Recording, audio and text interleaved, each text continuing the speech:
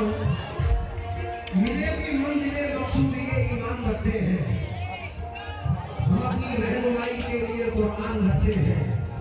वफादारी वतन से हो यही इस्लाम कहता है, हम अपने दिल के हर गोशे में इतनी मोहब्बतों में कशिश चाहते हैं हम, इंसान के दिलों में दूसरा इंसान तड़प उठे। काश इतना अरे काटू नहीं हो।